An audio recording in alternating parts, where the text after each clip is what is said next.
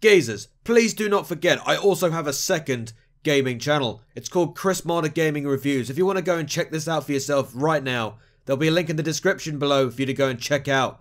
Please subscribe and show some support. It'll help me tremendously. Thank you so much, guys. Also, if you are a dedicated subscriber to this channel, please go ahead and click on this bell. It is really important that you do this to be notified of future uploads. Thank you, and enjoy the video. What is up, you geezer bloke tie geezers? It is Chrismadagaming here. Welcome to another Overwatch talk video. Now, this is long overdue, actually. So anything that I do talk about in this video is probably a bit of old news, but I feel like I want to do a video anyway because, you know, I need to get my feelings across, you know, in terms of the new updates of Overwatch. But before I get to the nitty-gritty of that, I want to let you guys know on a few updates to the channel. Now, you'll probably know that I haven't really been uploading very many videos as I would like. Normally, during the week, I upload around 3 videos per week, but this has kind of been seriously reduced to about 1 per week. I don't know why, but yeah, I've literally been pretty busy recently, and I've not really had very much time to think about what kind of videos I want to do, but now that I've got a little bit of free time, I feel like I need to sort of push on and make a few more videos. I want to do more Overwatch videos. I want to do more Chris plays. And that's the other thing as well. I've kind of run out of ideas for videos. I've kind of like, I want to do a few more sketches, but the ideas just simply aren't coming. Sometimes like I get this thing called writer's block. Everybody gets it. Creator's block, writer's block, editor's block, whatever you want to call it. I've got it right now. And the idea is just not sinking in, and I guess that's kind of the reason why I've kind of slacked off in video making. But you know, I'm not dead, I'm not going anywhere, I'm still here, I'm still making videos. It's what I love to do, and I am still going to be making videos until this bores me to death. And I'll tell you this for true, this YouTube whole thing has never bored me from day one. You know, from the moment I started using a DVD recorder to record all of my stuff, I've never gotten bored ever. And it's never going to be changing anytime soon. So anyway, with that said and done, let's talk Overwatch, because I feel there are a few bits and pieces that I need to get out there. Some of it's going to be old news, as I said, but probably because I'm slow with my video making right now, as I've already explained. So anyway, for the last month or so, we've been introduced to a new map. I'm sure you're all familiar with it by now. It's called Horizon Lunar Colony. It's an assault map on the moon tied to Winston, as he was born there. Now, as I said in the last Overwatch video, the game has been crying out for an assault map. So what do I think of it? I think it's a really, really good map. I think defending the map is a lot more fun, especially on the second point, because what I like to do on that map is, you know, the upper level to the right of the point, you know, when the attacking team goes in. Well, imagine you're the attacking team, right? You're going onto the point, and right up to the right hand side at the top, there's like a little ledge, right? Now, I can get up there with Soldier 76, and I can literally dictate the issue simply by getting a couple of kills up top, so that the team, they never have a full team to capture the point, because I'm literally just peltering everybody with bullets. And it's really good because doing this always gives you a slight edge over the attacking team with every push they try to make. As far as attacking is concerned, I like to play Zarya because, for me, it's a lot easier to earn charge and get maximum power in your gun, you know, as opposed to other maps. I think, for example, I'll give you an example. Volskaya is kind of difficult because there's very narrow areas on the map, and you can't get through, and it's really frustrating. And the same thing goes for Hanamura as well. Well, Hanamura on that map, nobody ever groups up for me, so, you know, make of it what you will. So, by talking about Zarya and using her quite a lot, it brings me to another small topic that I want to cover. I want to talk about Roadhog. Now, I considered myself as a Hog main before his nerf. So, the question is, how have I coped with this nerf as a Hog main? Before I answer that, I want to remind ourselves what Blizzard have actually done to him. So, if you recall, Roadhog's hitbox size has reduced to 20%. Then for his scrap gun, his bullet damage is slashed by 33%, fire rate has been increased by 30%, which just pretty much turns him into a DPS tank, and then the clip size has increased from 4 to 5. Dead. Roadhog is dead. absolutely dead. Especially when I also find that Reaper has been buffed, a main counter to Roadhog.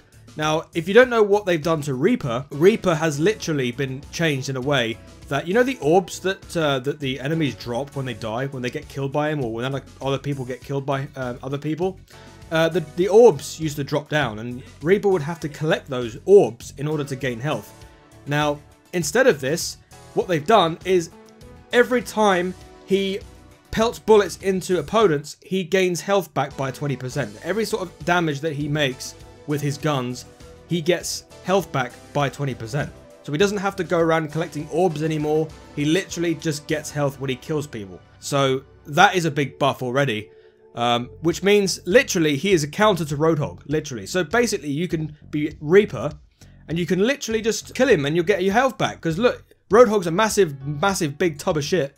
And yeah, you can just use Reaper to just get your health back. So yeah, also McCree's ultimate's been massively buffed as well. So what it used to be is that you'd literally have to stand on top of a high ground where all the enemies down at the bottom. And it would take ages for the Deadeye to lock on to opponents before you get to shoot them. But now this has been heavily increased. It is actually a lot quicker now, which is a lot easier for, you know, McCree mains to just use their ultimate. Whereas before they'd have to wait ages and ages and ages, and it would be frustrating. Unfortunately, that's the case. You know, you have to move on. But anyway, how have I coped with these changes? Well, to be fair, and this might be surprising to some, I've actually been okay with it. You know, it's allowed me to come off the hog and turn my attentions to other heroes. Now, two main examples of this are D.Va and Zarya. Now, I've had a chance to use these two heroes a lot more, particularly D.Va. Now, D.Va, she's had some ups and downs as the games has gone on, and she's gotten buffed before. I think she got buffed before Season 2, I believe, and then she was ideal for dive compositions because she had so much health and a lot of armor. And then Blizzard took a massive chunk of that away, and she wasn't as useful in the game. But it seems now that Roadhog's nerf could potentially bring her back into the game again, because with Roadhog's inability to one-shot people, it can allow people like D.Va to power through him, and it will also allow DPS heroes like Genji, Soldier, Tracer, obviously Reaper, as we've just already mentioned. You know, they can get away after they've been hooked. So technically D.Va has come back into the mix for me in a big way, and I find that I'm starting to use her more and more often. Zarya, on the other hand, I've wanted to use her as well because I still feel that there are things to my Zarya game that, you know, need a bit of work, like prioritizing my teammates to bubble and get satisfying amounts of charge, for example. I find it really annoying when I either bubble myself or others, and as soon as I do that, they're about to back away from a scrap, you know, like a 1v1 scrap while they're bubbled, and I don't get any charge off that because they're not getting shot at. So literally, I'm bubbling somebody, they've gone in, they've not been shot at, I don't get charged, and then I have to wait until the cooldown, and well, by the time the cooldown's gone back up, I've already been killed and shot, and it gets really annoying. So it's like a, I don't know, it's like a Russian roulette. Get it? Because Zarya's Russian. It's like a Russian roulette with Zarya. But like I said, there are a lot of things to my Zarya game that I need improving. Especially, I don't know, should I use Zarya as a main for competitive? I mean, I've used a lot of Roadhog in competitive this season before the nerf, so I don't know. I'm not really too sure. You guys let me know if there is somebody that's willing to send me a comment. Because let's be honest, I don't really get very much of them anyway. So to summarize, what do I think of Roadhog's changes, and will he ever be the same again? No, I don't really think he will be. I don't think Blizzard will simply just go back to what he was originally, because, you know, Blizzard do not enjoy the idea of a certain hero that finds it easy to kill with one shot. Hanzo. But I reckon it will have to take a few nerfs from other heroes for him to slowly be useful again. So, for example, if a certain DPS suddenly gets nerfed, or if there's a tank that suddenly gets nerfed, Roadhog mains might get some kind of benefit from it, or something like that. I don't know, something along those lines. But this Roadhog simply cannot just run around and kill people anymore, you know, like he did before. This Roadhog, he needs to stick with the team. He needs to stick with, like, other DPS heroes, you know, to help them overcome enemies. I mean, remember guys, it's a team game. It's not a one-man show. So you can't go gung-ho with Roadhog, hook them in and get one-shot kills all the time. You know, you have to stick with your teammates. Now, that's all covered and everything. Finally, what are we going to be seeing in terms of new heroes? Well, the Doomfist rumors continue to stick around, and they're not going to be going away anytime soon. For example, we might actually see him sooner rather than later, rather than a potential reveal at BlizzCon like we did with Sombra last year. And of course, if you've seen the lore that connects Winston with the Horizon Lunar Colony Map, you'll know there's another name getting thrown around a lot. Hammond. No, not this Hammond. There's another hero that would potentially be called Hammond. So, who is going to get released? I don't know, only time will tell. I'm not really too sure, to be honest. I would like to see... I think it would be a lot more fitting for Doomfist to be revealed at BlizzCon and to have Hammond be revealed this month. And then we have the Summer Games after this month, in August. Because I think August last year, that was when we had Summer Games last year in 2016. So, I don't know. I think that's probably going to be what we get. And, yeah. So, I don't know. Make of it what you will. Those are my thoughts on the recent updates to Overwatch. I'm sorry it's taken me a while to do this video. I would have done this possibly 2 weeks ago, but like I said, all of the problems that I've had recently in terms of the will to make videos and all of that stuff has come into play. But don't worry, guys. I'm not going anywhere. I'm still going to be making more videos. Hopefully, I want to do more Chris plays. I want to do more Overwatch with George and Simon.